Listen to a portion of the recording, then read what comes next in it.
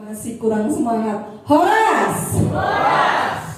Selamat datang kami ucapkan kepada hadirin sekalian dalam acara EduPlan Podcast. Pada hari ini kita akan membahas hal-hal yang akan sangat penting bagi kita sebagai seorang guru.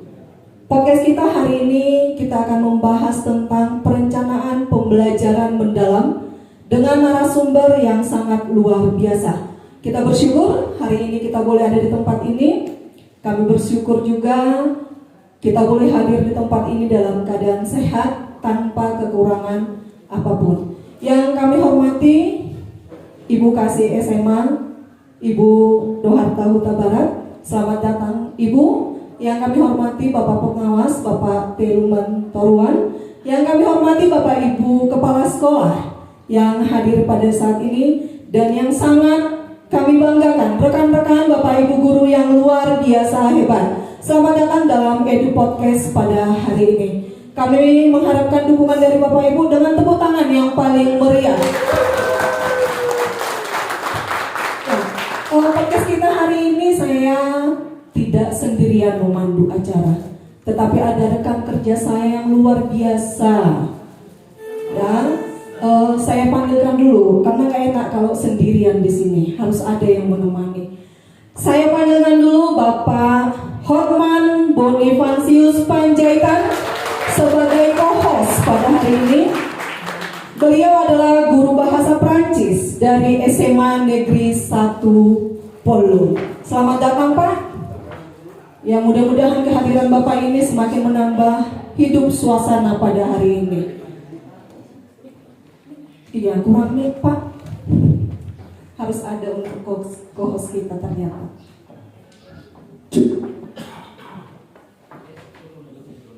Ya, selamat datang Bapak Hotman Panjaitan. Apa kabar Bu?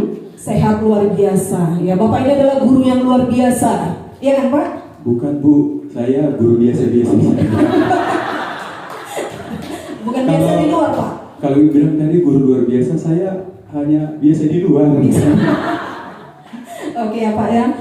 Selain co-host kita ada narasumber juga. Harus ada di sini. Soalnya ada 5 kursi, berarti ada 3 narasumber yang sudah siap di bidangnya. Ahli mereka kan Pak? Ya, mereka sudah ahli dalam bidangnya masing-masing dan mereka punya spesialis di bidang masing-masing yang nanti akan memberikan tausiah tentang pembelajaran mendalam ini. Iya, sepertinya yang hadir sudah tidak sabar. Langsung saja kita panggilkan narasumber kita yang pertama, Ibu Heni Margaret Batubara SPD. Beliau adalah guru kimia di SMA Negeri 2 Dolok Sanggul dan kebetulan pula beliau baru menyelesaikan S2 dan sudah mendapatkan gelar master. Tepuk tangan dulu. Silakan duduk. Silakan Bu. Sehat Pak. Memang nampak dari postur ini sehat. Oke Pak, siapa lagi Pak kira-kira? Baik, yang kedua kita akan saksikan dan kita akan dengarkan tausiah dari Ibu Cica Purba. Ibu ini adalah seorang guru teknologi informatika dari SMA swasta HKBP dan ibu ini masih lajang. Iya. Bapak Ibu sekalian. Boleh mendaftar. Oke, silakan dulu Ibu Cica. Saya Bu kalau beli kacamatanya sudah segar saya Bu. Dan yang terakhir, ini Bapak yang luar biasa. Kita sambut dengan meriah Bapak Rifanda Simanulang SPD dari SMA Negeri 2 Dolok Sanggul. Beliau mengajar bidang studi sejarah. Semangat Pak.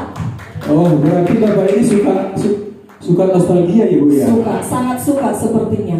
Tetapi Bapak ini tidak hidup di masa lampau, di masa sekarang kan Pak? Iya, ini dia. Tapi sepertinya biar acara ini lebih meriah, kita berbalas pantun dulu Pak. Baik, siapa takut? Siapa takut? Nanti para hadirin balas dengan cakep gitu ya. Jangan huruf E besar, harus huruf E kecil. Ya? Biar gak lompat aja bataknya. Cakep gitu. Atau bukan titik 2 ke 1. di skip Pak. Oke.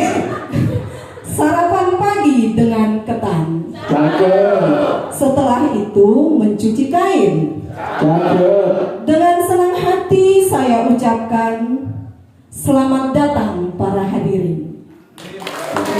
Ada apa rasanya? Ada tuh. Pohon cemara tumbuh di gunung. Cakep. Bunga melati harum semerbak. Cakep. Salam sapa untuk semua para peserta yang terhormat. Cakep. Masih ada satu lagi Pak. Kayaknya harus Iya. ada juga pujian untuk MC-nya, host dan co-hostnya. Burung merak, burung pelikan. Cakep. Dijawablah Pak.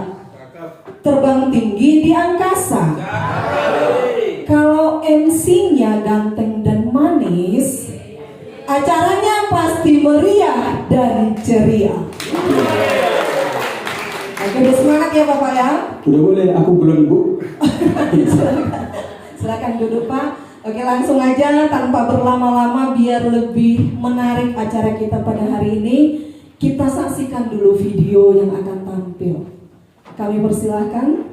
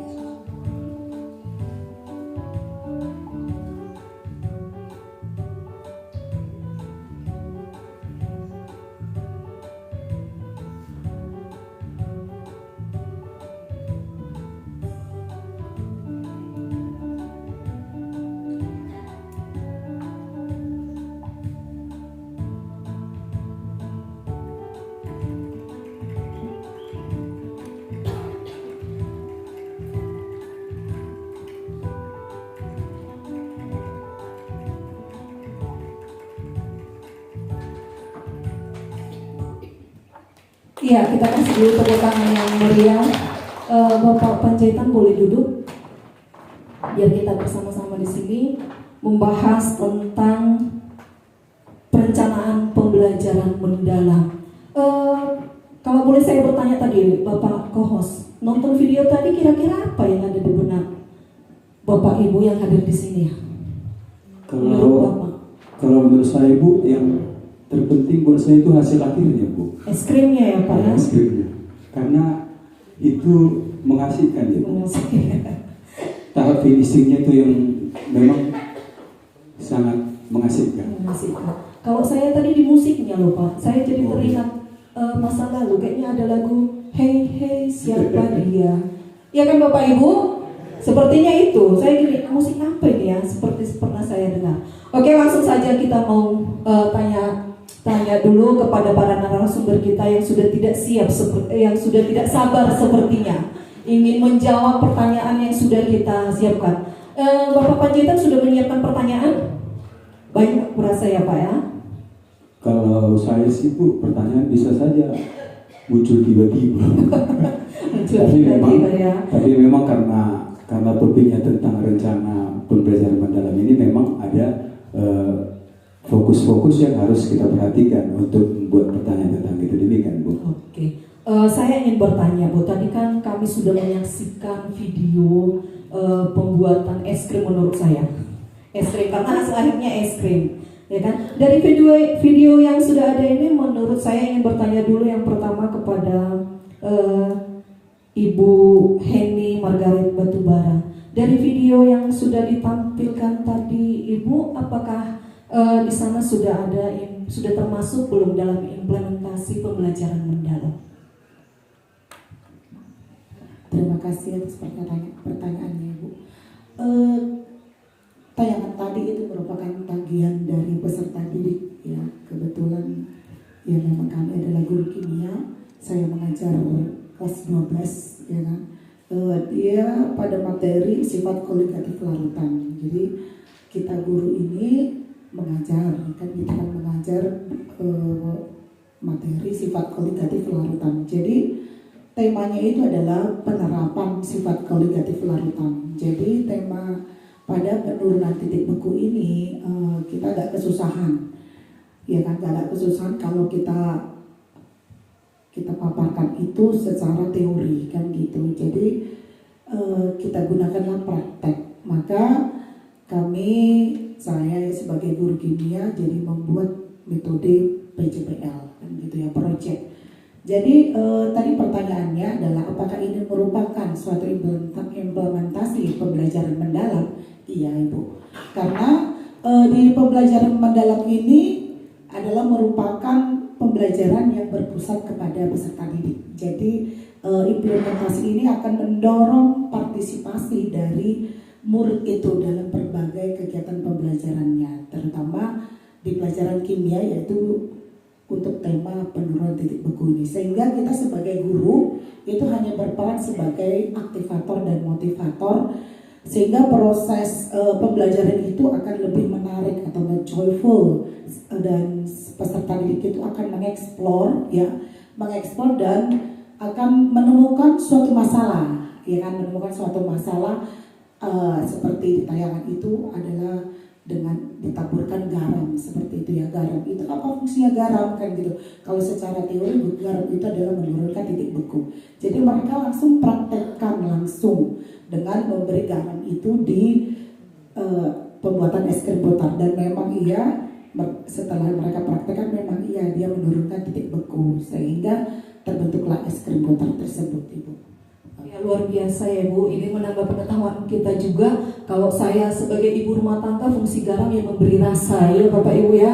Ini menurunkan titik beku, tambah lagi pengalaman kita.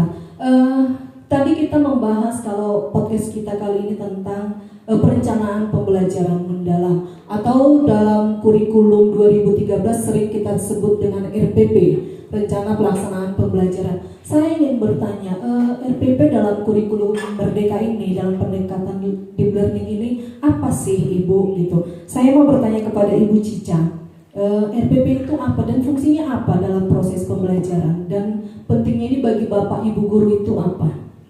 Ya, baik, terima kasih Ibu.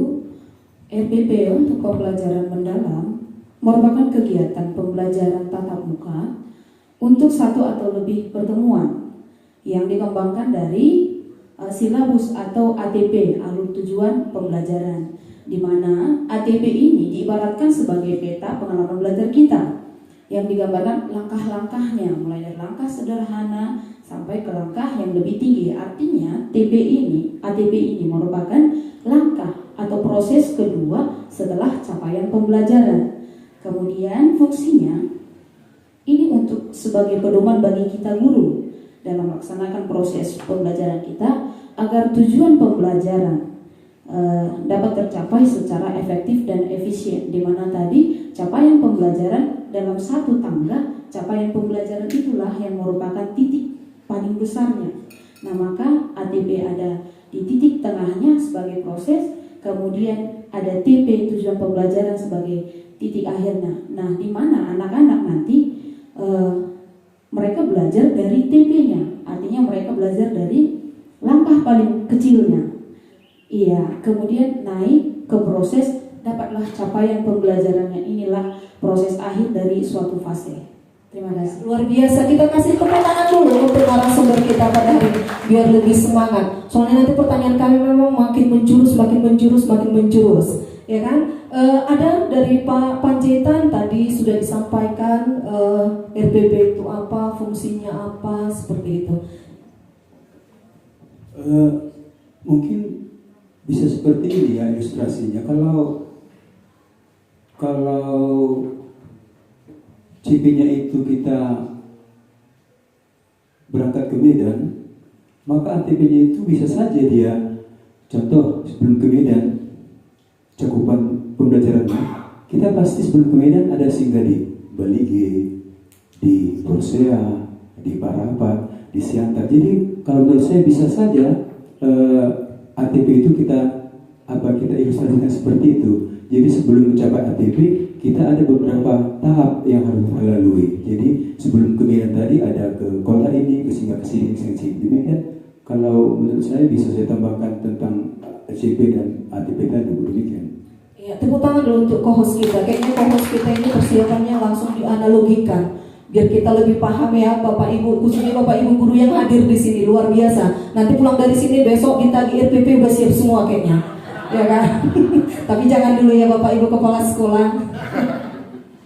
Oke, saya ingin melanjutkan pertanyaan ini. Kebetulan kan 3 narasumber kita tanyakan dulu kepada Bapak Rifan Desimanula. Tadi rencana pembelajaran sudah ada tadi, apa itu RBP, bagaimana, apa fungsinya. Saya ingin bertanya komponen-komponen yang harus ada dalam perencanaan pembelajaran mendalam ini apa Pak?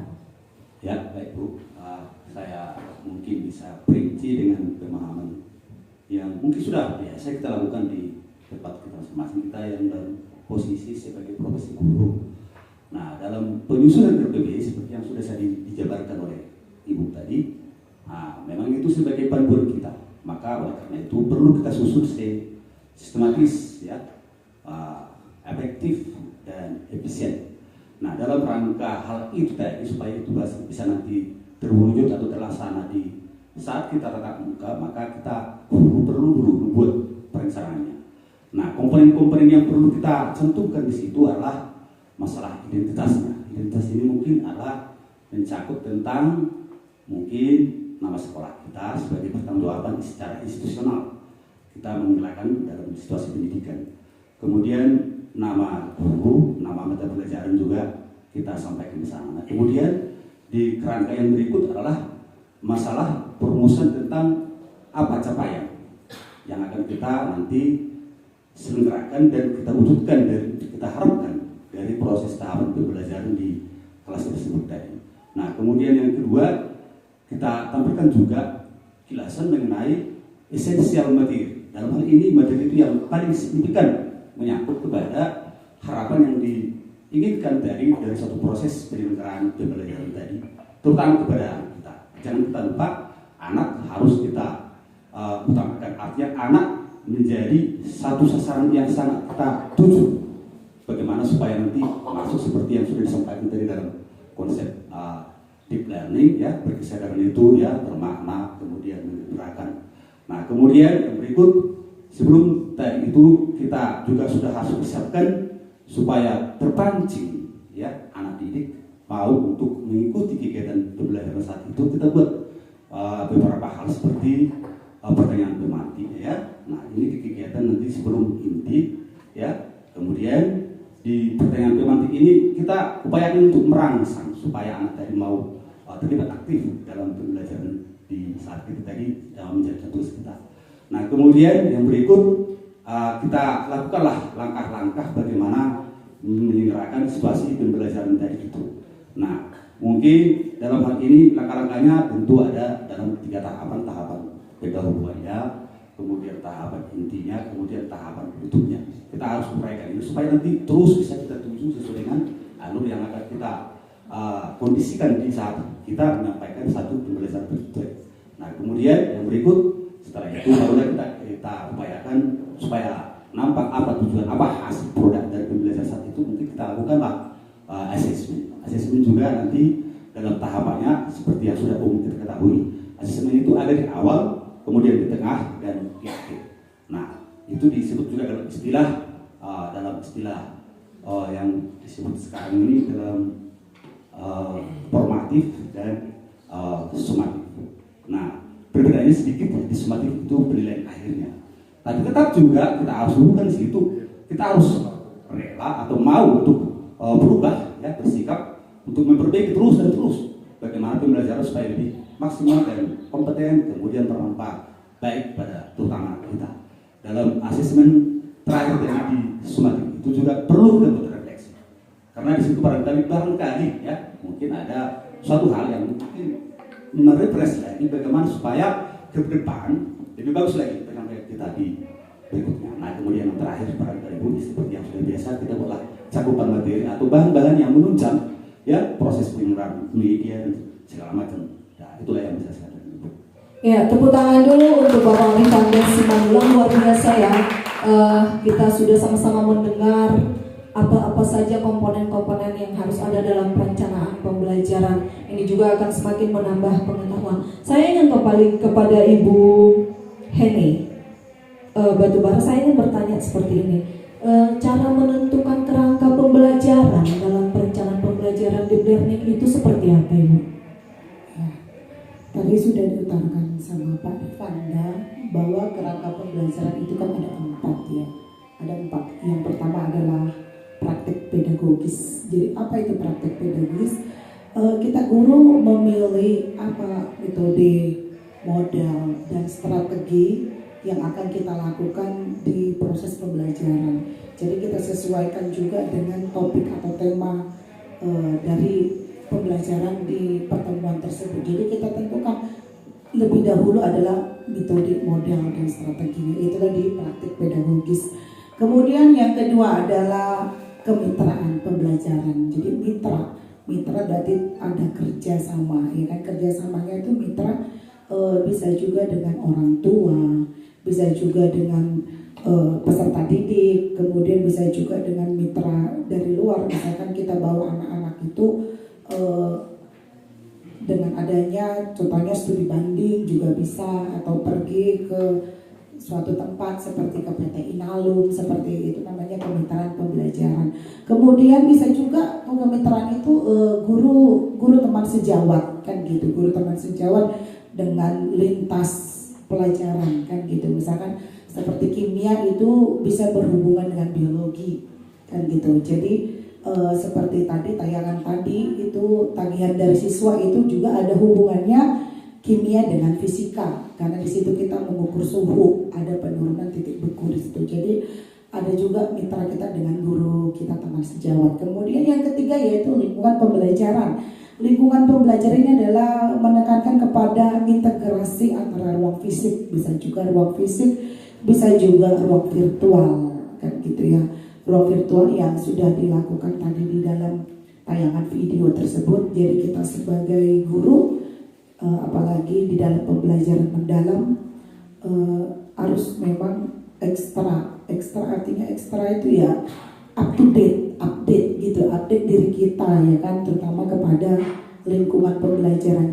Jadi jangan ada lagi istilah karena sudah tua, sudah pralansia, sudah lansia, nggak perlu lagi itu. Jadi kita sebagai guru ya mari kita update diri kita ya. Apalagi Bapak Presiden Prabowo ya kan sudah memberikan bantuan kepada setiap sekolah, yaitu berupa adanya Smart TV. Jadi memudahkan kita guru ya kan, tidak perlu membawa buku sebanyak-banyak mungkin, hanya cukup di laptop saja kita masukkan flash disk, kita colokkan ke smart TV, jadi tinggal sentuh, jadi anak-anak jadi lebih menarik kan gitu, anak-anak jadi lebih nggak kayak zaman dulu lagi papannya hitam putih, beralih jadi papannya putih. Jadi sekarang udah lebih bersinar kan gitu ya kan, dengan adanya smart TV tersebut.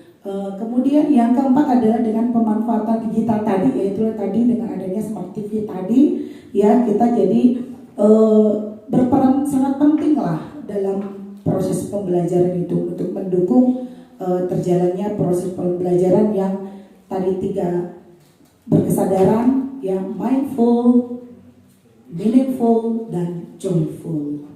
Terutama kalau pelajaran kimia ya Bu ya.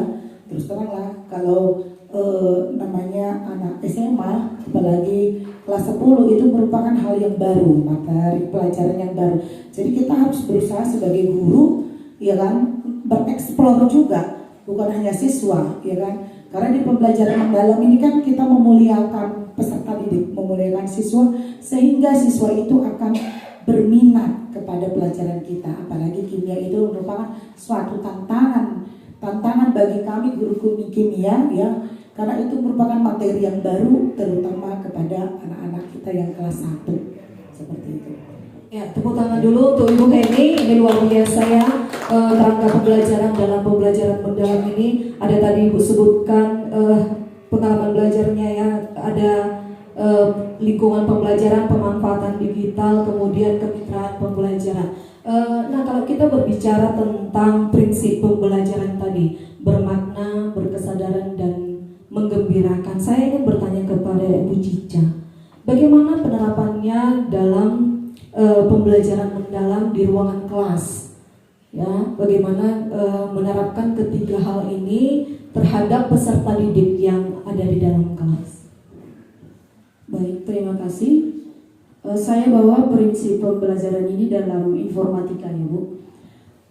Prinsip pembelajaran dalam pembelajaran mendalam ini ada 3, yaitu 1 berkesadaran, bermakna, dan menggembirakan. Nah, berkesadaran ini kita merencanakan kegiatan dengan memberikan kenyamanan kepada murid, di mana kenyamanan yang kita berikan itu murid dapat belajar dengan fokus, kemudian mereka konsentrasi, kemudian kita berikan perhatian kepada mereka. Nah, harapan kita dari pembelajaran mendalam dengan prinsip berkesadaran ini, murid-murid dapat berpikir terbuka terhadap perspektif baru. Artinya kalau kita hubungkan dengan pola pikir, anak-anak juga memiliki pola pikir bertumbuh dalam berkesadaran ini. Kemudian ada juga dia membangun keingintahuan, artinya mereka pengen dengan tantangan baru, gitu ya. Pengen dengan tantangan baru, kemudian mereka terbuka terhadap pengetahuan dan pengalaman yang baru. Jadi contohnya kayak Ibu Heni tadi sama dengan saya, di kelas 9 Bu, mereka juga tidak belajar yang namanya informatika. Jadi di kelas 10 mereka juga menghadapi tantangan yang baru, di mana kelas 10 pembelajarannya itu langsung naik tingkatannya. Jadi yang belum pernah mengenal yang namanya komponen daripada komputer udah langsung ke program. Jadi ada tantangan memang yang kita hadapi, tapi kita coba untuk anak-anak membuka perspektif baru mereka.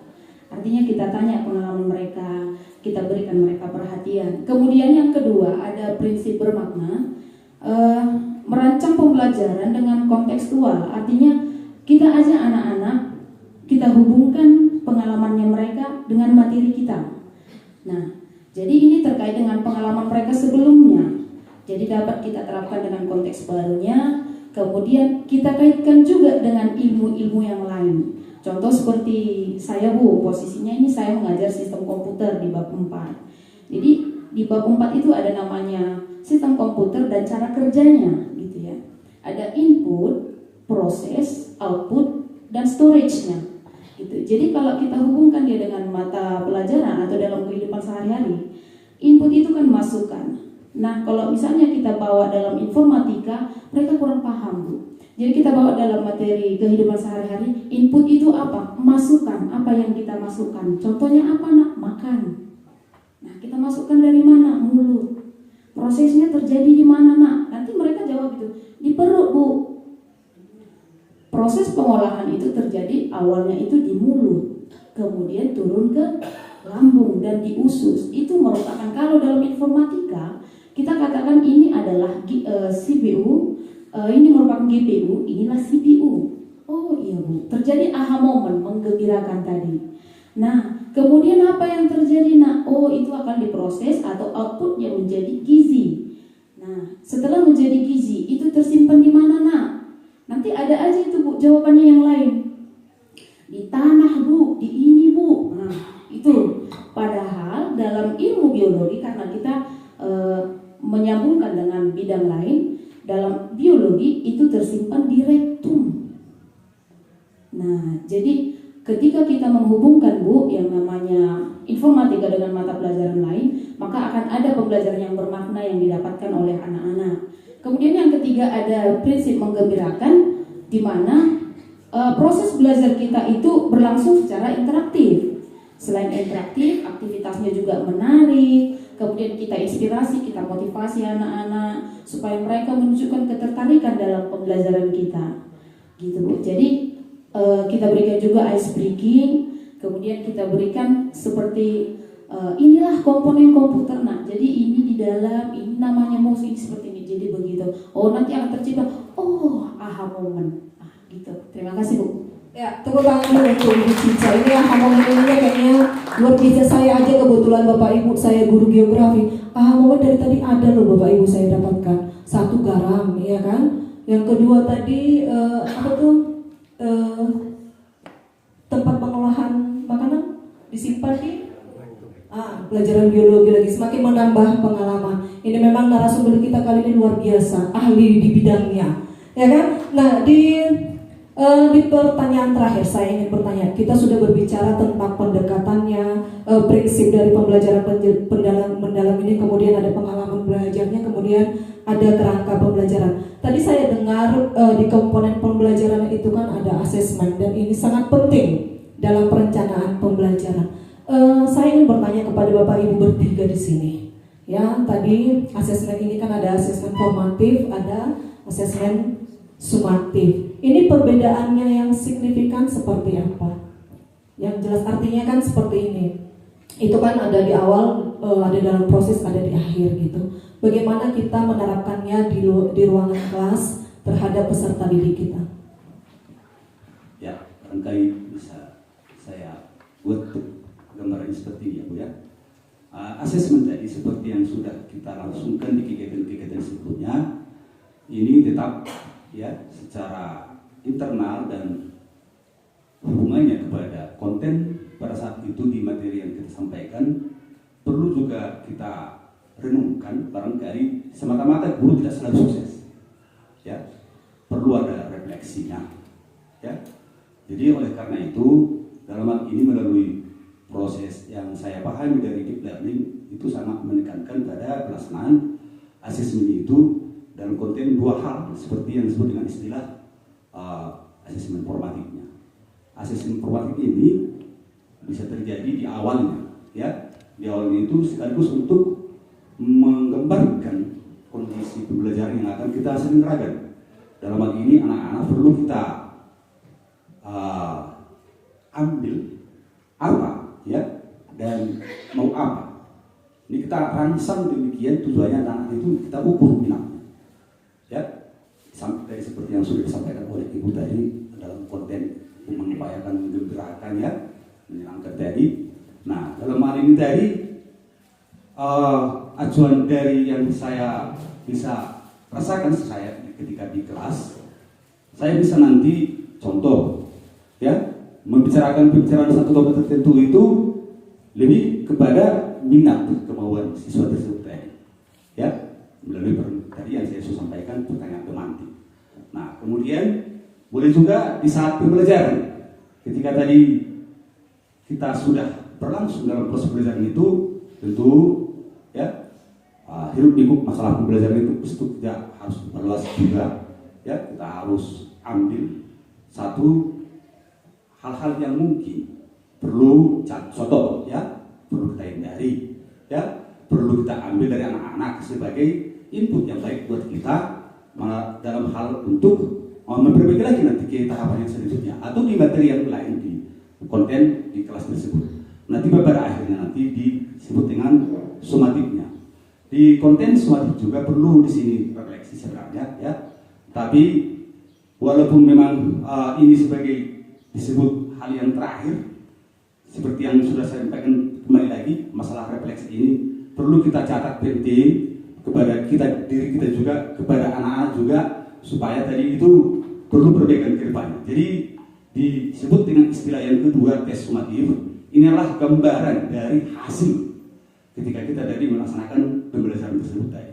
Apa dampaknya kepada anak dan apa juga boleh juga kita ambil di situ, ada masukan buat kita juga sendiri. Oke, terima kasih. Ya, tepuk tangan dulu untuk Bapak Rifanda Simadulung. Ada mau ditambahi Ibu?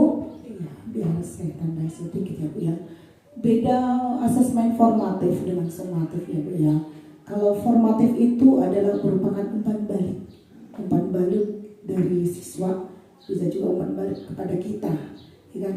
Kepada kita sebagai guru, umpan balik sudah pas nggak metode yang kita lakukan atau strategi mengajar kita pada saat proses pembelajaran seperti itu. Jadi umpan balik siswa peserta didik dengan guru untuk mengetahui bagaimana cara merubah di dalam proses belajar. Jadi kalau asesmen sumatif itu adalah untuk memastikan ketercapaian dari tujuan pembelajaran yang kita lakukan di dalam satu semester. Itulah namanya asesmen kenaikan kelas, atau yang lagi viral sekarang namanya istilah TKA, tes kompetensi akademik, ya, yang baru dilakukan di awal November kemarin. Itu merupakan hal yang baru juga di dalam pembelajaran mendalam, ya, di dalam kurikulum Merdeka pendekatan pembelajaran mendalam, bahwa asesmen itu adalah untuk mengukur ketercapaian tujuan pembelajaran selama 3 tahun mereka belajar di sekolah, seperti itu. Ya, tepuk tangan yang paling meriah untuk narasumber kita hari ini. Tidak terasa kita sudah di penghujung acara. Untuk Pak Beni ya, karena kita sudah berada di penghujung acara kita hari ini, kami memohon kepada narasumber, kita berbicara kalau pembelajaran mendalam ini ada dimensi profil lulusan. Sebagai closingnya nanti, kami berharap Bapak Ibu narasumber bisa memberikan pesan ya kepada Bapak Ibu yang hadir pada hari ini untuk dalam penerapan pembelajaran mendalam di lingkungan kerja masing-masing. Siapa dulu Ibu? Bertiga atau satu aja? Ya, pesannya ya, kita ini sebagai manusia ya Bu ya, kita adalah merupakan insan melayani, ya kan? Kalau kita pahami melayani artinya kita ini sebagai manusia melayani suami, melayani anak sendiri, dan terutama adalah melayani anak bangsa. Jadi mari kita Bapak Ibu ya, kita melayani anak bangsa ini dengan melakukan segala macam strategi ataupun model ataupun metode apapun. Jadi kurikulum pembelajaran mendalam ini adalah clue-nya itu adalah 8334. Ya kan? Kalau kita lakukan itu semua 8334, puji Tuhan lah, ya kan? Mudah-mudahan lah siswa kita akan menjadi insan yang smart, ya, insan yang bisa kedepannya akan menjadi lebih baik lagi, seperti itu.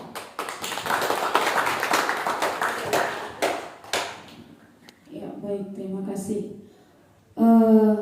Bapak Ibu, saya mau menyampaikan pembelajaran mendalam ini merupakan proses pembelajaran yang tidak hanya menampilkan hasil,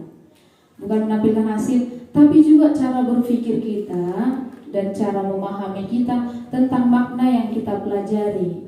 Jadi bukan seakan-akan tentang hasilnya. Jangan lupa Bapak Ibu, ada 3 prinsip dalam pembelajaran mendalam, bermakna, berkesadaran, dan menggembirakan. Ada 3 pengalaman dalam pembelajaran mendalam, ada memahami, kemudian merefleksi, kemudian mengaplikasikan. Saya kira hanya itu saja. Terima kasih.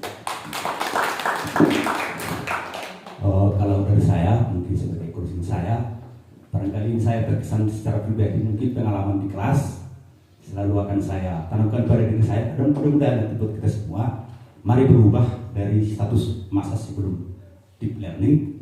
Ini terima kasih pada kita, ini membuat kesadaran buat kita, terutama dalam hal menyedarkan bahwa sebenarnya di kelas itu siswa yang mau kita berikan manfaat yang luas. Jadi disebut dengan istilah sekarang student center, ya, itu yang mau saya kesankan buat kita semua. Terima kasih. Jangan lagi diktator, jangan lagi seperti yang sebelum-sebelumnya itu mempertahankan doktrin lama. Oke, terima kasih. Tepuk tangan Yang buat- luar biasa. Kalau dari Bapak Panjaitan sebagai co-hostnya, Kalau dari saya singkat saja, apapun pendekatan, apapun kurikulumnya, hanya satu intinya, yaitu mengaktifkan akal dan menghaluskan budi. Mengaktifkan akal dan menghaluskan budi. Sebenarnya deep learning ini bukanlah revolusi pembelajaran, karena ini sudah dilakukan sejak lama. Hanya istilah saja mungkin ganti supaya ada kerjaan program-program lain. Deep learning. Jadi intinya hanya satu, yaitu mengaktifkan akal dan menghaluskan budi. Dan kita harus masuk kelas, karena di kelas hanya kita dan Tuhan kita yang tahu apa yang kita lakukan. Demikian dari saya. ya, mari kita tepuk tangan untuk Bapak Ibu narasumber yang hadir di sini. Kami mengucapkan terima kasih kepada hadirin sekalian yang sudah hadir di tempat ini. Jika ada kata-kata yang salah, kami mohon maaf. Sebagai penutup, sebelumnya saya juga mengucapkan terima kasih kepada narasumber hebat kita hari ini. Semoga Tuhan memberkati pekerjaannya, semakin lancar, pangkat segala macam yang semua dimudahkan lah. Yang belum dapat jodoh didekatkan jodohnya. Amin. Oke, sebagai penutup saya tutup dengan pantun. Cakep. Ibu Hajah pergi mengaji. Pulang-pulang bawa bingkisan. Saya akhiri acara ini. Terima kasih. Semoga acaranya berkesan.